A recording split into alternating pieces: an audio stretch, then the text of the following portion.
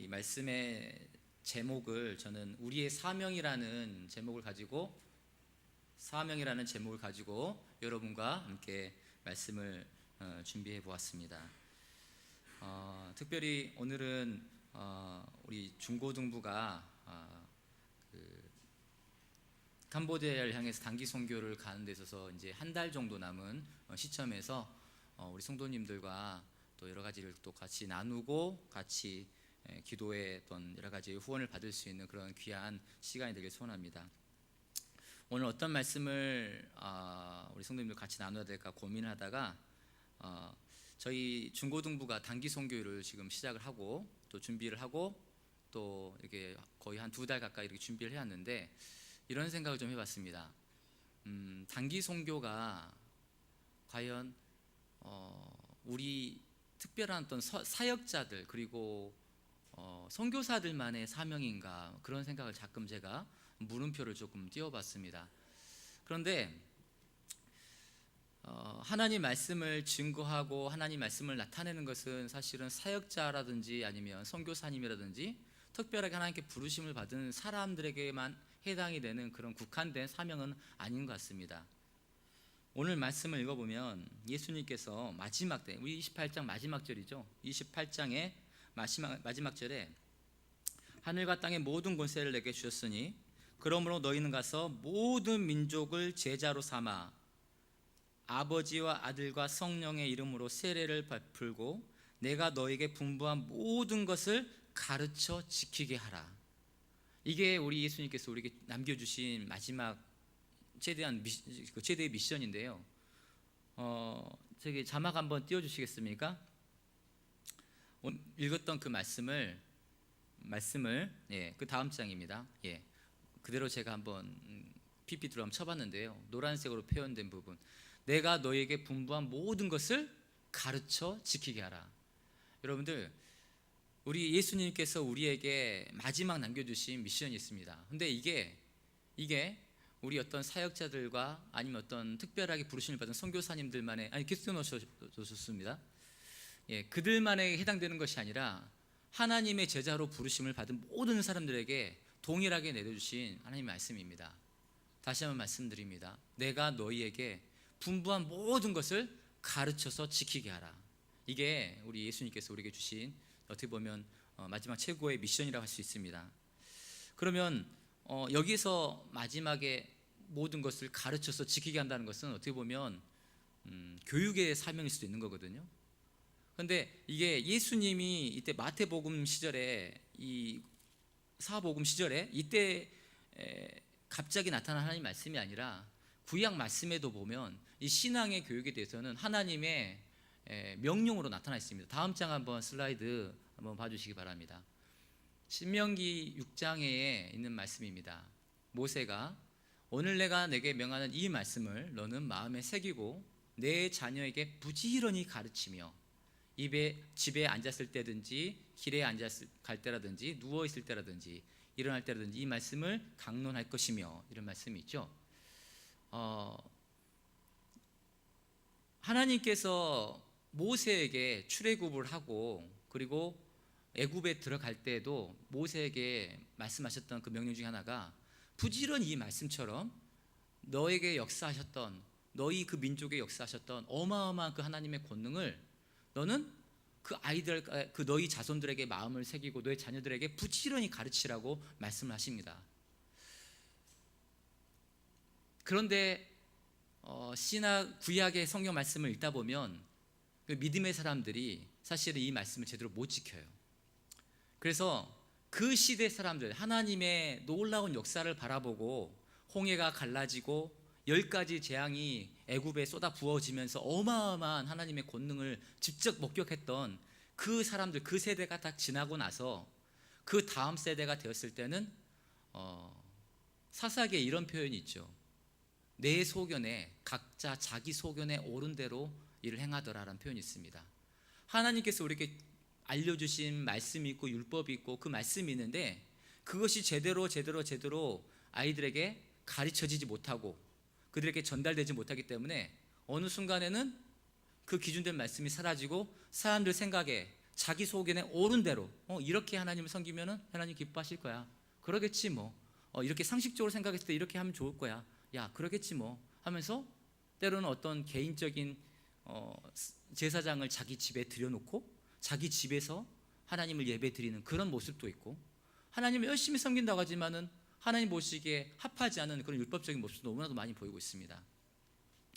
그랬을 때 그들의 역사를 보게 되면 구약의 역사들은 어떻습니까? 여러분 창세기부터 해서 쭉 구약을 한 번씩 살펴보면 악순환입니다. 악순환. 뭐의 악순환이냐? 하나님의 말씀 가운데 똑바로 섰다가 이 사람들이 교육이 제대로 되지 못해서 하나님으로부터 점점 멀어져 떨어져 갑니다. 그러면서 하나님 때로는 없다. 하나님이 어디 있어? 심지어는 이렇게까지 갈 때까지 가는 거죠. 그러다 보면 하나님께서 또 회초리를 드시죠. 회초리를 드셔서 또 회초리를 때리면 또 정신 차려가지고 또 하나님 주님 주님 하면서 또 하나님께 돌아옵니다. 그러다가 그 시대가 또 좀 지나가고 몇십 년 지나가다 보면 또 하나님이 어디 있어? 하나님이 어디 있어? 그러다가 보면 또 하나님 또 때리십니다. 그러다 때리고 돌아오고 때리고 돌아오고, 그게 악순환이 여러분들 여기 나와 있는 사무엘, 상하, 뭐 역대 상하 이런 어떤 그런 사사기부터 시작된 어떤 그런 이스라엘의 역사입니다. 결국에는 하다 안 되니 하나님께서 결국엔 몽둥이를, 참 큰 몽둥이를 두십니다. 이제는 채찍이 아니라 이 녀석들은 채찍 갖고는 안 되겠구나, 몽둥이를 드십니다. 그 몽둥이가 바로 바벨론이죠. 그리고 아수르와 바벨론을 들어가지고 결국에는 그 나라를 멸망을 시키고, 마치 우리나라가 일제 36년 동안 식민지를 당했던 것처럼 우리나라가 그렇게 나라를 통째로 빼앗겨 버리게 되게 됩니다. 이 이스라엘이 계속해서 식민지 역사가 이렇게 일어나고 있습니다. 결국에는 다시 하나님께서 70년에 약정된 그 포로 생활을 마감케 하시고 다시 회복을 또 시키셔요. 이스라엘 역사를 보면. 그래서 에스라 학사와 많은 사람들이, 야, 우리가 하나님을 똑바로 섬기지 못했더니 이 모양 이 꼴로 우리가 살지 않았느냐, 야, 하나님 제대로 섬기자, 신앙에 정말 다시 부흥을 일으키자 하면서 다시 돌아오는데, 근데 또 말라기서를 보게 되면 역시 마찬가지나 하나님께서 한탄을 하십니다. 내가 이 성전을 문을 닫을 수만 있으면 닫아버렸으면 좋겠어. 왜 그런 줄 알아? 너희들이 나에게 하는 그 제사가 너무 가증스러워. 내가 할 수만 있으면 저 교회 입구를 그냥 철못으로 쇠못으로 박아서 너희들이 이 하나님 전에 절대 못 들어오게 하고 싶어. 왜 그런 줄 알아? 너희들이 나를 사랑한다면서 나에게 예배드리고 나를 대하는 너희 모습을 봐. 하나님께 예물을 드릴 때 가장 좋은 것은 자기 뒷주머니 차놓고 병들고 약하고 그런 것들만 가져가고, 하나님 이거 저 10의 1조입니다. 이런 이야기하면서 말라기서를 보면 다시금 그 신앙의 공동체가 무너지는 모습을 또 바라보게 됩니다. 구약의 역사를 보면서 우리 아이들과 1년 동안 성경 율동을 쭉 하면서 바이블 데이라는 걸 통해 가지고 성경에 대해서 아이들을 계속 가르치면서 이런 이야기를 많이 했어요. 그러면서 우리 아이들과 피드백을 서로 주고받으면서 했던 결론은 뭐냐면, 했던 이야기가 또 하나가 뭐냐면, 그러면 우리는 다른가? 라는 이야기를 던져봅니다. 그럼 우리는 다르니? 이렇게 성경을 통해서 하나님 앞에서 참 그렇게 악순환, 하나님의 법을 떠나갔다가 채찍 맞고 돌아왔다가 다시 떠났다가 채찍 맞고 돌아왔다가, 이제는 채찍 갖고 안 되니까 몽둥이 맞았는데 그거 가지고 지금 70년 동안 그렇게 고생했다가 다시 돌아왔는데 또 다시 이렇게 됐다가, 이런 역사를 보면서, 야, 왜 사람들이 멍청할까? 왜 사람들이 멍청할까? 가끔씩 제 딸이 저랑 아침에 이렇게 교회 올 때 이런 얘기를 하더라고요. 아빠, 제 딸 예림인데, 예림아 너 성경 어디까지 읽었어? 어디 읽었어? 그래서 제가 예림한테 물어봅니다. 예림아, 그러면 너 그걸 통해서 뭐를 느꼈어? 그러면 이제 우리 예림이가 하는 소리가 이런 말을 딱 던져요. 아빠 참 이해가 안 돼요. 그러니까 뭐가 이해가 안 돼? 왜 이렇게 멍청하냐 이거죠. 왜 이렇게 사람들이 멍청하냐 이거죠. 사람들이 하나님께서 살아계심 알고 그 권능을 목격했음에도 불구하고 왜 하나님 없다 하면서 이방신을 섬기고, 또 하나님이 싫어하는 짓마다 골라 하다가 또 채찍 맞고 돌아오고, 그 하는 게 너무 우스운 거예요, 예림이는. 그래서 이해가 안 된대요. 그런 식으로 이야기했어요. 그래서 저는 이제 예림한테 이야기를 했죠. 근데 예림아, 그런데 오늘날 우리의 모습을 봐봐.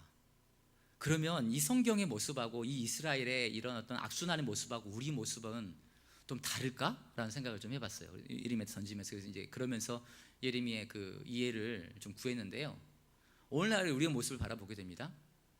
우리의 신앙은 이제 신약 시대로 넘어와서 이렇게 요한복음 시대, 이렇게 누가복음 시대, 마태복음 시대가 딱 지나고 나서 많은 베드로와 바울이 하나님의 복음을 가지고 온 세계에 하나님의 말씀을 증거합니다. 그래서 유럽이 하나님의 그 유럽에 통치하는 모든 로마 식민지권이 다 기독교화가 되고, 그리고 나서 그 복음이 미국을 넘어가고, 미국에서 이쪽 동양으로 와서 중국과 일본과 우리 한국으로 오게 됩니다.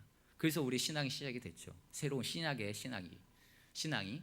그런데 지금 우리에게 그렇게 뜨거운 믿음을 전해주었던 유럽의 교회와 미국의 교회를 바라보게 됩니다. 그들의 모습을 보면 참 어이가 없습니다. 선교사를 파견한다고 그럽니다. 우리나라에서 선교사를 파견하는데 어디로 가십니까? 했더니 그 교회가 그래요. 영국으로 가요. 영국으로 가서 하나님의 복음을 증거해야 되겠어요. 그런 거예요. 영국이요?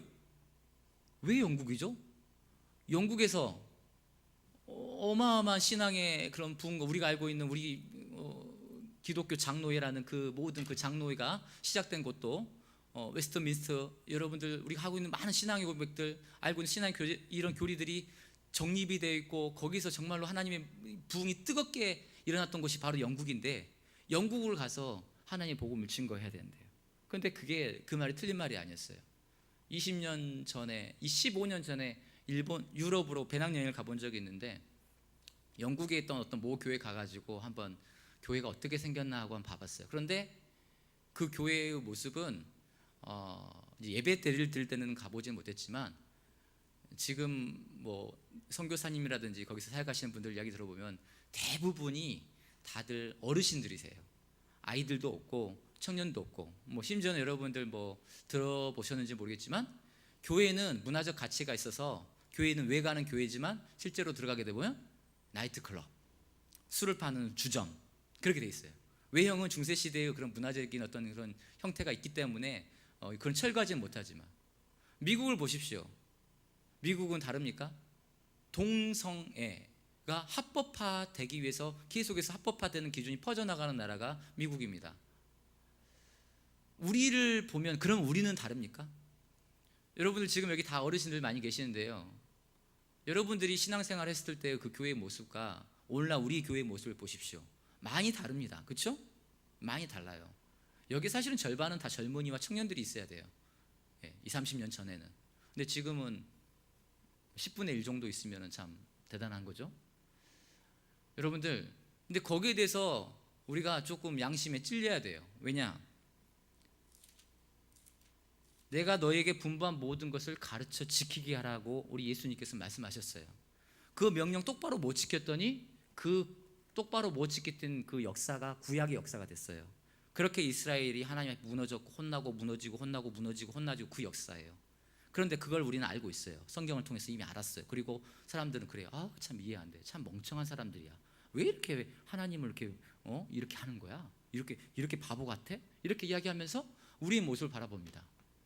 과연 우리는 여러분들이 그렇게 뜨겁게 하나님을 믿고 하나님을 절실하게 찾았던 그 믿음을 여러분들의 자녀들에게 제대로 교육을 시켰는지 여쭤보고 싶습니다.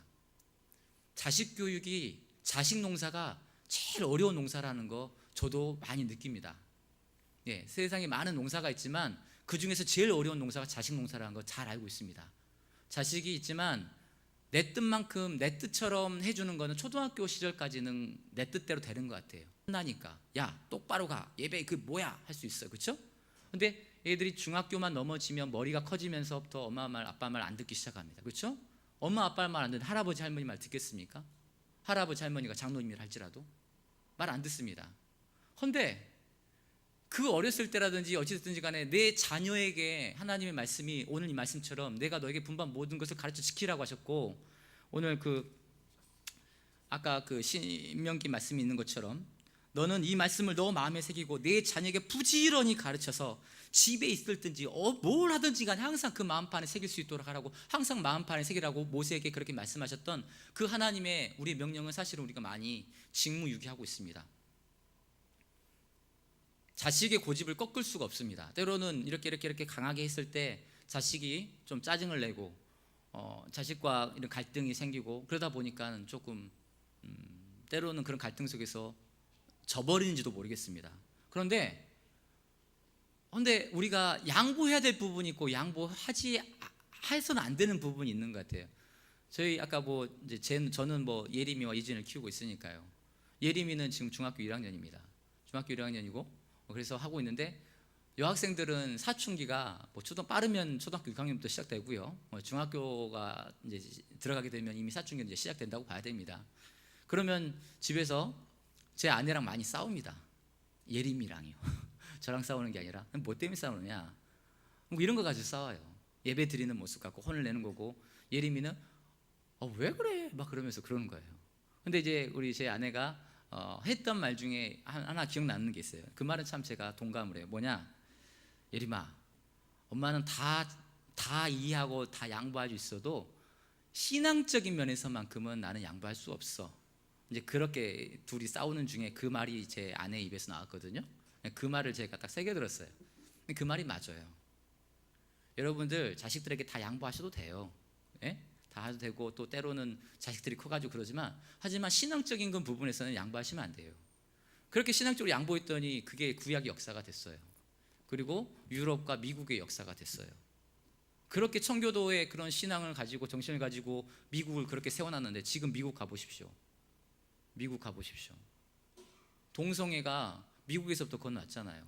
이렇게 가지고 유럽을 통해서 이렇게 가지고 지금 유럽이죠. 유럽도 시작해서 뭐 아버님 뭐 제 며느리 데려왔습니다 했는데 똑같은 남자친구를 데리고 와가지고 며느리라고 그러고 예 그러죠. 우리 한국도 위태위태합니다. 예, 성소수자 차별법을 만들려고 하잖아요. 자꾸 국회의원들이 좀 진보적인 면에서는 여러 가지 갑론을박이 있지만 근데 한국에서만큼은 그렇게 절대 돼서는 안 될 거라고 생각을 하고 기도 많이 하셔야 되고 또 그런 면에서 믿음의 사람들이 이를 위해서 똘똘 뭉치셔야 돼요. 그리고 국회의원들 중에서도 한나라당이 됐던 더민주가 됐던 장로님들 많이 계시거든요. 권사님들 많이 계시고 그럼 그분들이 당을 떠나서 이 신앙의 이 진리된 말씀을 지키기 위해서 같이 기도하시고 그게 입법화되지 않도록 이슬람이 됐든지 성소수자의 그런 어떤 차별법을 막는 그런 걸 막는다든지 우리가 노력을 좀 해야 될 부분들이 있습니다. 잠깐 지금 다른 이야기를 했는데요. 다시 본문으로 돌아오자면 우리 교회의 가장 큰 역할은 이겁니다. 교회가 왜 있습니까? 교회가 있는 이유는 우리 믿음의 사람들끼리 모여서 우리들끼리 기뻐하고 우리끼리 즐거워하고 우리들끼리 할렐루야하고 우리들끼리 막 하면서 맛있는 거 먹고 그게 끝나는 게 아니라 가장 기본적인 거는 여러 가지 사역들이 있겠지만 그 중에 가장 큰 거는 우리의 믿음의 후손들에게 하나님의 말씀을 제대로 가르치는 겁니다. 기본적으로 여러분들 가정에 있는 자녀들을 먼저 좀 잘 가르쳐 주십시오. 엄마 아빠를 말을 안 듣는 친구들이 주일학교 와가지고 주일학교 선생님 말 잘 안 듣습니다. 엄마 아빠가 어느 정도 기준을 잡아 주셔야 됩니다. 최소한 내 가정, 내 울타리 안에 있는 내 아이들만큼은 엄마 아빠가 할아버지 할머니가 잡아 주셔야 됩니다. 그리고 믿음의 이 교회에 와서 믿음의 이런 교사들이 세워져 있고 믿음의 교육자들이 세워져 있기 때문에 이 교육자들과 교사들에 의해서 또 우리 옆에 있는 믿음의 사람들을 모아놓고 아이들을 모아놓고 더 하나님의 말씀을 집중적으로 가르치고 더 전문적으로 가르치고 더 자세히 가르치고 더 올바로 가르치고 그런 일들을 해야 됩니다. 그리고 더 나아가서는 하나님을 알지 못하는 사람들에게 하나님의 말씀을 이렇게 가르쳐 지키게 해야 됩니다. 마태복음 오늘 말씀 읽었던 것처럼 내가 너에게 분부한 모든 것을 가르쳐 지키게 하라. 이게 우리의 사명인 것입니다. 이게 알아서 목사님이 하시겠지, 전도사님이 하시겠지, 이 주일학교 교사 세웠으니까 교사들이 알아서 하겠지 하고 하는 게 아니라 여러분들도 나도 교사라는 나도 이런 어떤 그런 사명자라는 생각을 가지시고 마태복음 28장의 그 말씀을 여러분 마음판에도 새기셔야 됩니다. 혹 내가 그렇게 필드에 나가가지고 실제로 막 교사로서 뛰기에는 좀 힘도 많이 조금 붙이고 또 성경적으로 내가 많이 좀 흔들림도 있고 그렇다면 거기에 그 필드에 그 현장에 나가서 막 이렇게 십자가 메고 딱 총 들고 최전방에서 막 그 아이들과 그 실랭이를 벌이고 있는 교사들과 그들에게 여러분들은 힘을 많이 부어 주셔야 됩니다. 왜? 내가 하지 못하는 일들을 하고 있지 않습니까? 교사는 제가 뭐 다양한 봉사를 해봤는데요, 제일 하기 싫은 봉사가 교사입니다. 인정하십니까? 성가대 하라면 합니다. 찬양팀 하라면 합니다. 뭐 교통봉사 하라면 합니다. 식당봉사 저 설거지 잘합니다. 근데 교사 하라면 쉽게 오케이가 안 돼요. 왜 그런지 아세요? 속이 상해요. 속이 진짜 말 안 들어요. 속상해요. 그거를 감수하기가 싫어요. 나도 지금 살기 죽겠는데 내 코가 석자인데 저 녀석까지 챙기기가 너무 힘들어요. 근데 그게 맞는 말이에요. 왜 그런지 아세요? 바울이 뭐라 했냐면 해산의 수고가 있어야 되겠어요. 해산의 수고가. 하나의 아이를 살리기 위해서는 해산의 수고가 있어야 되는 거예요. 그냥 알아서 오겠지. 말 잘 듣겠지. 설교하면 쏙쏙쏙쏙 듣겠지. 그렇지 않아요. 걔들 놓고 기도해야 돼요. 막 기도하면서 영적으로 해산의 수고가 없으면 한 영혼 안 돌아옵니다. 그냥 교회는 왔다 갔다 할 수는 있어요. 근데 해산의 수고가 없으면 그냥 그 자리예요. 영적, 질적 부흥도 없고 양적 부흥도 없고 그렇습니다. 그래서 우리가 지금 2017년도 오늘 뭐 목사님도 설교를 하셨는데요. 이런 어떤 파트에서 봉사를 하고 교회를 섬기고 교회가 교회된 역할들을 위해서 여러분들의 많은 어떤 그런 힘들이 필요합니다. 그런데 그런 부분에서 여러분 마음 가운데 오늘 참 이 말씀을 좀 새기셨으면 좋겠어요. 오늘 본 말씀, 내가 너에게 분부한 모든 것을, 여러분들 많이 그동안 교회 교육을 통해서, 교회가 아니었으면 여러분 어떻게 복음을 전해 들으셨겠어요? 교회가 아니면 어떻게 하나님 말씀에 대해서 조금 더 구체적으로 여러분들이 깨닫게 하셨겠습니까? 그러면 여러분들은 혜택을 받았으면 그 여러분이 받은 혜택을 여러분들의 후손들에게, 여러분 이웃에 있는 옆에 있는 집사님의 자녀들에게 더 하나님의 말씀을 좀 더 구체적이고 더 올바르게 말씀을 증거해야 되는 그런 사역 가운데 마음을 좀 써주셨으면 좋겠습니다. 그리고 방금 전에 제가 이야기했던 것처럼 그렇게 필드에 나가서 그 전선에서 실제로 교사로서 감당치 못하겠으면 위에서 기도해 주십시오. 하다 보니까요, 제가 대학교 CCC 활동을 했었는데 거기에서 항상 모토가 됐던 말씀이 뭐였냐면 기도보다 말씀보다 앞서지 말자, 그런 이야기를 항상 해요. 근데 그거는 참 저는 경험적으로 많이 느껴요. 경험적으로. 왜냐하면 찬양도 마찬가지. 제가 지금 찬양도 하고 있고 뭐 하고 있지만 우리 중고등부 아이들도 가르치고 있지만 제가 기술적으로 찬양을 하고 제가 알고 있는 지혜를 가지고, 제가 직업이 선생님이다 보니까 뭐 이거를 뭐 이렇게 딱히 분석하지 않아도 보면 딱 읽으면 대충 이렇게 해서 이렇게 해서 이렇게 하면 되겠다라고 하고 대충 서요, 이게. 그런데 저의 알량한 그런 테크닉을 가지고 어떤 강단에 서게 되면 항상 생각했던 만큼 그렇게 안 나와요, 결과가. 의외로 결과가 그렇게 안 나와요. 근데 오히려 제가 준비를 제대로 못했는데, 그래서 그런 마음 때문에 하나님께 너무 죄송스러워가지고 하나님께 더 기도를 해요.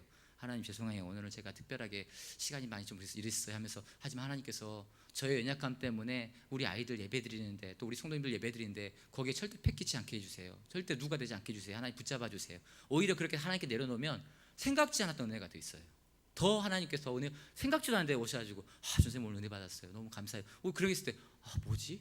오히려 이렇게 되는 거예요. 그래서 항상 기도보다 말씀보다 앞서지 말라는 그 말이 경험적으로 실감이 됩니다. 그러니까 제가 지금 이 말씀을 드린 이유는 많이 기도해 주세요. 우리 아이들을 놓고. 그리고 그들을 위해서 교육하시고 거기서 아이들 가르치시는 선생님들, 우리 전사님들, 그리고 우리 목사님께서 기도를 많이 해주셔야 돼요. 기도하지 않고 알아서 하시겠지, 저분들 능력 잘한 뭐 교수법이야, 뭐 찬양 잘하시니까 잘하겠지, 이라 기도하셔야 돼요. 성경 하나님 말씀에 이런 말씀이 있습니다. 내가 그렇게 해줄 ком에도 불구하고 그 전에 반드시 너희가 그것을 위해서 기도해야 될 것이다 라는 말씀이 있어요. 에스겔 말씀인데요. 아까 제가 이스라엘이 하나님의 자꾸 회초리를 맞다가 말 안 듣니까 바벨론한테 몽둥이를 맞았잖아요. 70년 동안 포로 생활을 해요. 근데 하나님께서 계획을 하셨어요. 70년 후에는 내가 너희를 회복시킬 거다. 근데 계획을 하셨거든요. 근데 그렇게 할 것이지만 그것을 위해서 너희가 기도해야 될 것이다 라고 말해요. 너희가 기도하지 않으면 회복 안 시킬 거야 라는 말씀이죠. 여러분들, 하나님께서 우리 교회를 부흥시키실 거예요. 아멘. 오늘 제가 작년과 올해 보면서 새 신자 이렇게 축하 이렇게 점심하는 이거 멋있는 디노쇼 같은 그런 걸 처음 봤는데요. 보면서 느꼈던 게 올해 저렇게 우리 교회에 새로운 성도님들이 많이 오셨구나. 한 코너를 다 차지했잖아요. 식당의 3분의 1을 다 차지했잖아요. 어마어마한 분들이 오신 거예요. 그렇죠? 분명히 부흥을 하실 겁니다. 부흥케 하실 겁니다. 그런데 하실 건데 기도하셔야 돼요. 아멘. 부흥시켜 주실 건데 그렇게 되기를 위해서 너희가 기도해야 될 겁니다. 아멘. 네, 기도하십시오. 기도하시면 하나님께서 스타트 하셨으니까 차고 넘치게 해주실 거예요. 그리고 더불어서 작년부뿐만이 아니라 우리 중고등부, 우리 주일학교, 그리고 우리 유치부도 부흥할 수 있도록 좀 기도 많이 해주세요. 알아서 저쪽 부장 집사들이 알아서 기도하겠지, 저쪽 그냥 기도하겠지, 이게 아니라 새벽 기도 때마다 우리 아이들 놓고 기도해 주세요. 여러분들 다 자녀분 계시잖아요. 여러분들 다 손주 다 계시잖아요. 그 손주 손녀 아들들이 다 어디예요? 중고, 청, 주일학교, 유치부잖아요. 기도해 주세요. 기도해야지만이 부흥되는 거예요. 하나님께서 사람도 붙여주시는 거고, 아이들도 깨워주는 거고, 아이들도 정신 차려가지고 다시 예배 드리기만 해주는 거고. 그래서 저 같은 경우는 이제 인생을 살아가면서 우리 청년부하고 많이 나누는 말씀이 있습니다. 우리 청년부하고 제가 항상 나누는 말씀 중에 우리 청년들이 되게 인생에 대한 고민이 많거든요. 그래서 저도 그런 고민을 해봤기 때문에 청년들 나는 이렇게 살아라고 하고 이렇게 나누는 말씀이 있어요. 제가 언젠가 설교 때도 한번 나눴던 말씀인데요. 주기도문 말씀이죠. 하늘에 계신 우리 아버지, 이름이 거룩히 여김을 받으시며 나라에 임하옵시오며 뜻이 하늘에서 이루어진 것처럼 땅에서도 이루어질지어다. 이 말씀을 보면서 이렇게 살아가야겠다고 싶습니다. 아버지의 나라가 이 땅 가운데 이루어지는 거, 아버지의 뜻이 이 땅 가운데 펼쳐지는 거, 그렇게 그 나라가 오게 하기 위해서 내가 그렇게 살아가야겠다. 그렇게 저는 이제 인생의 어떤 큰 틀을 잡았어요. 그런데 오늘 이 말씀하고 다르지 않아요. 오늘 본 말씀, 내가 너에게 분부한 모든 것을 가르쳐서 지키게 하라. 너희들 몸소 행해라. 그 말하고 하나님의 뜻이 이 땅 가운데 펼쳐지는 거 똑같은 이야기예요. 똑같은 이야기라고요. 아버지의 뜻을 가르쳐서 지키게 해가지고 이 땅 가운데 하나님의 뜻이 펼쳐지는 거, 그게 바로 아버지의 나라가 임하는 것, 주기도문처럼 살아가는 거예요. 여러분들 삶을 살아가시면서 내가 속한 지경 속에서, 내가 속한 어떤 그런 영향력 속에서 내가 어떻게 하면 하나님의 나라가 펼쳐질 수 있을까 고민해 보시고요. 어떻게 하면 나를 통해서 내가 속한 그 직장과 내 가정과 내 그런 공동체 속에서 나를 통해서 하나님 뜻이 이루어질 것인가. 만약 여기 있는 약 100여 분에 되시는 우리 성도님들이 그런 생각을 가지고 여러분이 속한 공동체 속에서 그렇게 하나님 나라가 확장되어지고 펼쳐지고 확장되어지는 은혜가 있다면 아마 이 최소한 우리 도열교회 성도님들로만으로도 이 안산, 이 초지동과 이 안산, 이 신길동은 아마 굉장히 하나님의 뜻이 펼쳐진 하나님의 나라가 임하는 곳이 될 것입니다. 여러분 위해서 기도해 주시고, 그래서 그런 의미에서 저도 우리 아이들과 그렇게 살아왔습니다. 1년 동안. 그래서 처음에 우리 아이들을 만났을 때 중고등부 아이들이 많이 조금, 제가 봤을 때는 좀 그랬어요. 제가 봤을 때는 정신을 잘 못 차리고 있는 듯 했어요. 그래서 애들을 좀, 저도 정신을 차려야겠지만 우리 아이들도 같이 정신을 차려야겠다라는 생각을 해서 말씀을 통해서 정말로 우리가 좀 하나님 앞에 준비돼야 되겠다, 그런 생각을 했습니다. 그래서 애들하고 3대 미션을 했습니다. 3대 미션을 그런 첫째가 뭐냐, 예배생활 똑바로 하자. 예배생활 똑바로 해가지고 예배 가운데 너희들 다 말씀 노트 적어. 그래가지고 말씀을 아예 처음부터 하나님이 어떤 분이신가부터 시작을 해가지고 쫙 그런 교리에 대해서 이야기하고, 그리고 지금 누가복음서를 계속해서 애들하고 나누고 있는데 예수님의 발자취를 쫓아가면서 예수님께서 우리에게 하신 말씀, 그런 교훈들을 우리가 계속 새기고 있어요. 그래가지고 이제 아마 2주가 끝나면 아마 마무리가 될 것 같아요. 그리고 바이블데이를 통해서 우리 아이들과 저희는 창세기부터 해서 지금 요한계시록 앞에까지 다 아이들과 공부를 쫙 했어요. 그래서 친구 중에 어떤 친구는 성경 일독을 눈앞에 두고 있어요. 그리고 부분 통독도 하고 있고, 또 이것도 저것도 아니면 바이블데이 좀 참석해서 성경이 창세기부터 요한계시록은 이런 내용이구나 정도는 알고 있는 친구도 있어요. 그래서 그렇게 우리 아이들이 조금씩 하나님의 사람으로, 하나님의 말씀으로 이렇게 채워져 가고 있습니다. 그런데 그 마지막에 제가 계획하고 있는 것 중에 하나가, 하나님께서 주신 마음 중에 하나가, 여러분 다 알다시피 캄보디아를 한번 품어보면 어떨까라는 생각을 했어요. 왜 그러냐, 내 안에서 하나님의 말씀은 많이 배웠는데 정말로 이 아이들이 정말 새벽 이슬 같은 주의 청년으로, 주의 백성으로 거듭나게 하고 싶은 어떤 그런 마음이, 소망감이 있었어요. 그래서 하나님의 넓은 나라를 더 보게 하고 싶고, 그리고 그 넓은 나라를 통해서 하나님의 마음을 좀 느끼게 하고 싶다라는 생각이 있었어요. 그래서 그러면 가장 좋은 게 뭐냐 해서 이 아이들에게 꿈을 키워주게 하기 위해서 비전 트립, 단기 선교를 준비하면 어떨까라는 생각을 했었습니다. 그래서 저희는 지금 단기 선교를 지금 준비하고 있고요. 약 한 저희 교사와 아이들 다 포함해서 10명의 친구들이 항공권을 다 이미 예약을 하고, 그리고 한 지금 2달 전부터 계속해서 캄보디아 찬양과 스킷과 CCD 여러 가지를 놓고 준비를 하고 있습니다. PPT 혹시 자막 하나 띄워줄 수 있으십니까? 예, 한번 제가 간단하게 소개를 시켜드릴게요. 하나씩만 할게요. 저희 이번에 캄보디아를 1월 6일부터 12일까지 일주일 동안 가게 됩니다. 가게 됐을 때 저희 가는 사역이 한 3-4가지가 되는데요. 캄보디아는 불교 국가입니다. 우리는 국교가 기독교는 아니지만 기독교 국가라고 봐도 무방할 것 같아요. 왜냐? 주위를 쫙 돌이켜보면 눈에 보이는 게 십자가잖아요. 그렇죠? 그러니까는 기독교 문화 속에 살고 있어요, 우리나라는. 그런데 그것처럼 캄보디아는 불교 문화권이에요. 거기는 아예 국교가 불교예요, 소승불교. 그래서 그들의 좀 존경하는 인물들은 다 승려들이에요. 그리고 승려가 되고 싶어 해요. 예. 그런 나라에 하나님의 복음을 한 번도 못 들어본 애들이 수두룩 할 것 같아요. 그래서 현지 중학교를 갈 거예요. 현지 중학교를 가가지고 그 중학교 한 200명 되는데요. 그들에게 그냥 들어가면 좀 그러잖아요. 국교가 불교인데 제가 복음을 들고 가면은 혼날 수도 있잖아요. 그렇죠? 네, 그래서 저희가 한국 문화의 소개와 컨셉을 가지고 갑니다. 요즘 한류가 되게 대세지 않습니까? 캄보디아도 마치 그 한류가 아마 대세일 겁니다. 그래서 저희가 현지 중학교를 가는데 한국 문화의 소개의 그런 시간을 갖습니다. 그래서 한 2시간 정도를 얻어서 1시간, 2시간을 얻어서 한국적인 걸 소개를 해요, 저희가. 그래서 태권도, 한복, 그다음에 아리랑 이런 게 해서 한국적인 것들을 소개를 해줘요. 그러면서 마지막에 한국의 종교에 대해서 설명을 해요.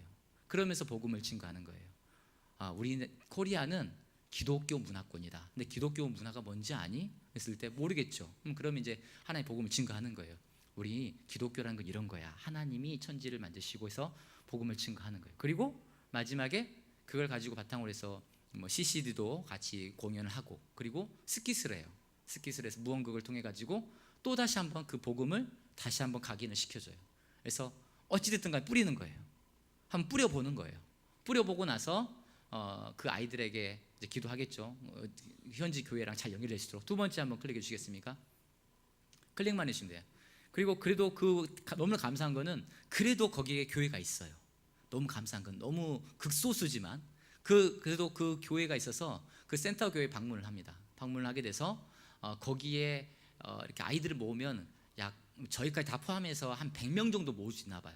그럼 100명 정도 모아가지고 그 아이들에게 이제 특별하게 더 하나님의 말씀을 더 증거하는 거예요. 그리고 아이들에게 막 성령의 은혜로 같이 기도하고 그럴 수 있는 기회를 가져보려고 합니다. 3번째, 그리고 지역교회를 방문할 거예요. 센터교회는 뭐고 지역교회는 뭐냐? 센터는 조금 큰 교회고요. 지역교회는 정말로 이제 시골교회예요. 시골교회 가서 캄보디아는 굉장히 가난합니다. 굉장히 가난해서 하루에 3끼는 아닙니다. 기본이 2끼입니다. 기본이 2끼를 먹는 거고요. 3끼를 먹는 거는 상상할 수가 없다고 합니다. 기본적으로 2끼를 먹는 거고, 그리고 애들 소원이 배불리 먹어보는 거. 예, 그게 소원이라고 그러네요. 예, 그런 나라입니다. 그래서 그 지역 시골교회 가니까 얼마나 더 가난하겠죠. 예, 그래서 그 교회 가가지고 그 교회를 가서 노방전도 사역하면서 막 캄보디아 찬양하면서 율동하면서 아이들을 불러 모으고 그들에게 문화 이벤트 해주면서 또 다시 한번 우리가 준비했던 복음을 증거하고 스킷을 하고, 그리고 그 아이들에게 또 선물도 좀 주고, 그런 일들을 합니다. 마지막 4번째, 고아원 방문이 있습니다. 그래서 거기 현재 고아원이 있고, 참 그렇게 가난한 나라인데 거기서도 고아원이면 얼마나 힘들겠습니까? 그래서 와서 또 고아원들 또 위로하고 할 수만 있으면 거기도 복음을 증거하는 그런 일들을 하려고 합니다. 그런데 저희가 이 선교를 준비를 하려고 하는데 가장 큰 거는 뭐냐면 저희가 가는 거는 일시적인 거잖아요. 일주일 가는 거. 그런데 기도하는 거는 정말 우리가 일회성이고 이렇게 되는 거지만 하나님 말씀에 의지해서 뿌리려고 합니다. 뿌리니까 하나님께서 그 뒤에 사역자들과 잘 연계가 돼서 잘 거기서 단 한 영혼이라도 거기서 씨앗을 내리고 열매 맺을 수 있는 은혜가 있었으면 좋겠어요. 그것을 위해서 기도해 주시고, 또 저는 이 사역을 준비하면서 사실은 가장 큰 포커스는 캄보디아보다는 우리 아이들이었어요. 왜? 우리 아이들이 이 사역을 준비하면서 하나님 마음을 품어보는 거예요. 하나님 마음을 품어보는 거고, 하나님의 복음을 들고 나가보는 거고, 그래서 이 아이들이 이 사역을 하기 전과 후가 정말 바뀌어질 수 있는, 마인드가 바뀌고 하나님의 사람으로 바뀔 수 있는 그런 생각을 갖고, 의도를 가지고 이 사역을 준비하고 있습니다.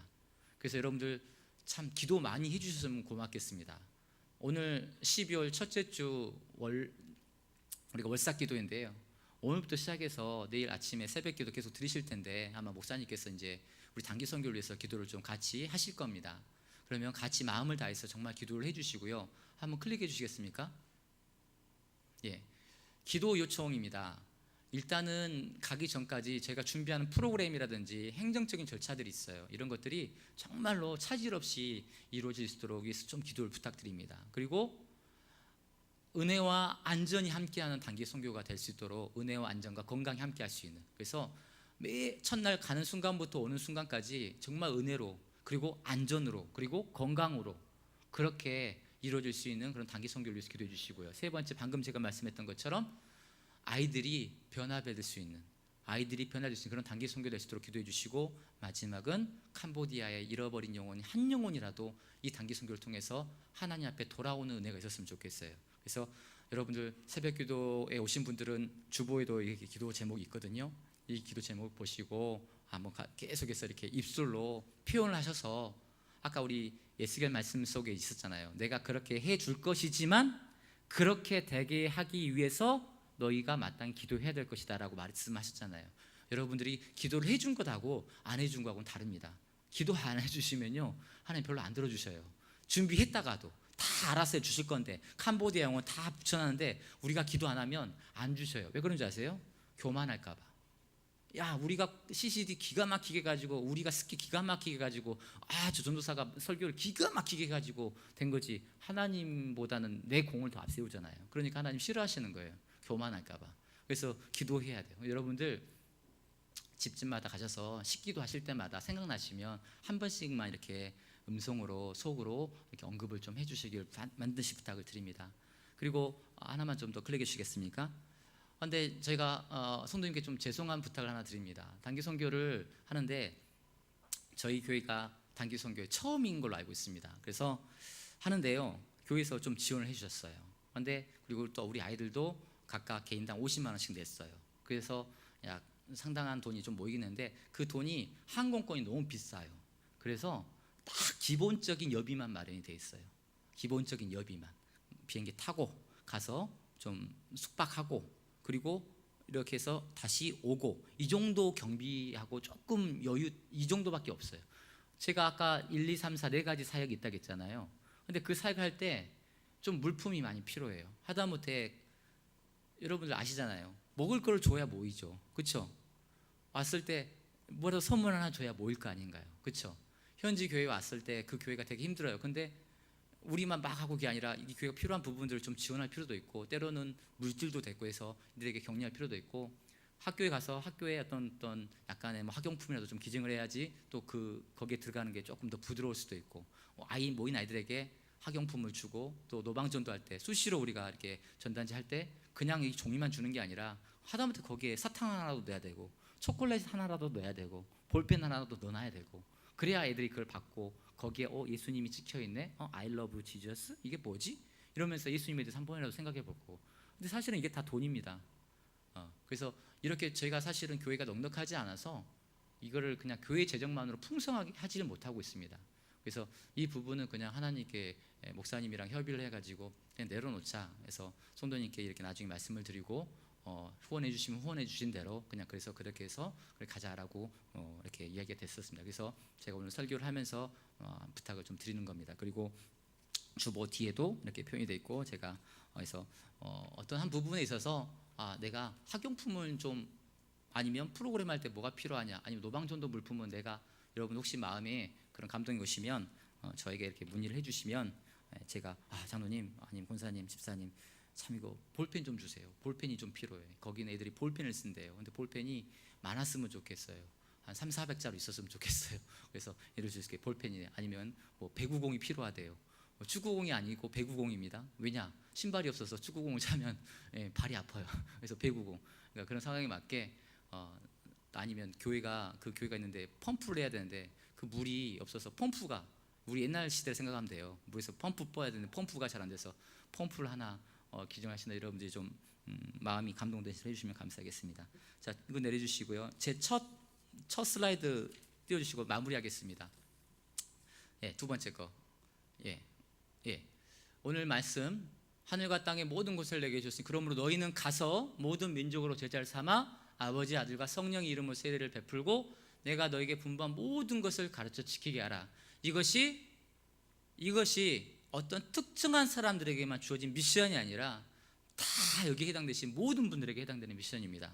그래서 직접적으로 뛰시든지 아니면 간접적으로라도 기도하시고 격려해 주시고 독려해 주시고 이렇게 해서 그분들이 더 큰 기도의 힘을 받고 또 기도의 능력을 받아서 우리 아이들을 잘 키우고 또 더 나아가서는 지역사회를 잘 섬기고 더 나아가서는 이번 캄보디아처럼 어딘가 가서 그 속에서 또 하나님을 또 증거할 수 있는 이런 일들을 잘 감당할 수 있는 우리 도일교회가 되었으면 좋겠습니다.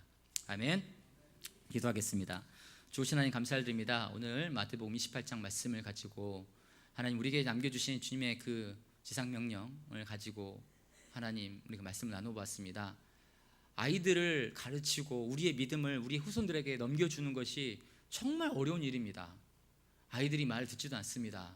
그리고 자기 주장만 내세운 그 아이들에게 갈등하는 것도 많이 힘들고 그렇습니다. 하지만 정말 그렇기 때문에 바울 사도가 해산의 수고라는 표현을 썼습니다.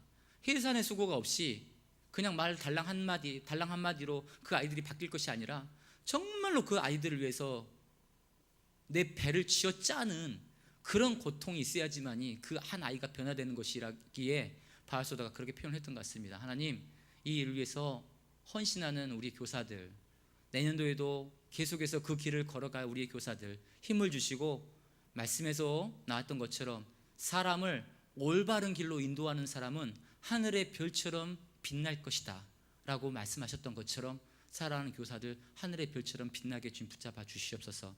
그리고 그 일을 위해서 간접적으로 같이 협력해서 기도해 주시고 격려해 주시는 우리 성도님들 하나님께서 그들에게도 똑같은 은혜를 허락해 주실 걸 믿사오며 거룩하신 예수님의 이름으로 기도드립니다. 아멘.